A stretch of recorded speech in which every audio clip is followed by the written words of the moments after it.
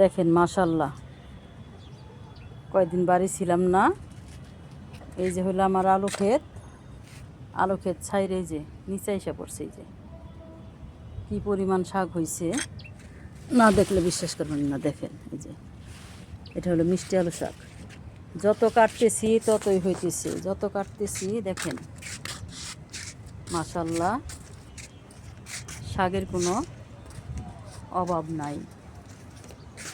এই যে এগুলা কাটলাম, আজকে সবাইকে দিব।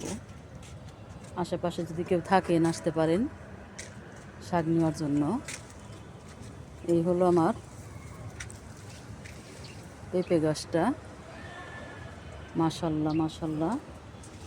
এই হলো তেলাকুচ পাতা, এটা খাইলে কিন্তু ডায়াবেটিস হয় না। যতই কাটবেন ততই হবে, একা একা হয়েছে, এটা লাগাই নাই। আজকে আমি তেলাকুচ পাতার শাক রান্না করব। দেখেন একটা পেঁপে গাছের গোড়ায় হয়েছে। এই যে হলো পেঁপে গাছটা, আর এই হলো আমার তেলাকুচ পাতা। এখন আমি এগুলো নিব।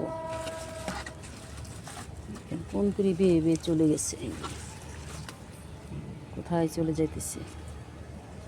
2 দিন বাড়ি ছিলাম না, 2 দিনে আমার ছাদের চেহারা বদলাই গেছে গা।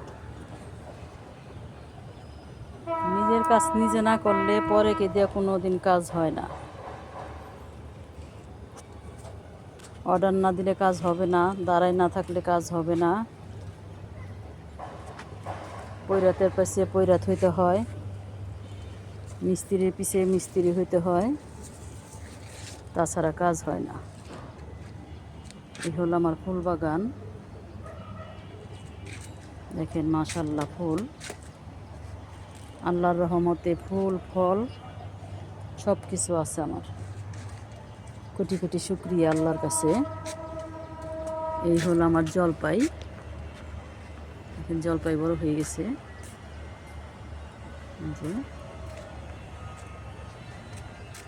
এই যে ডালিম গাছটা কেটে দিছি।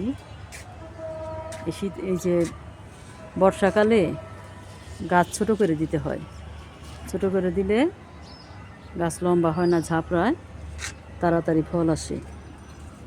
এই দেখেন মাশাল্লাহ, এই যে একবারে বাজারের মতো আমার আনার ফল হয়েছে মাশাল্লাহ।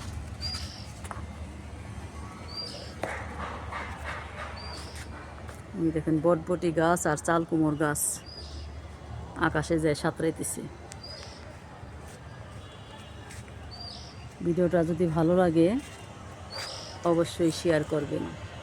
আসসালামু আলাইকুম।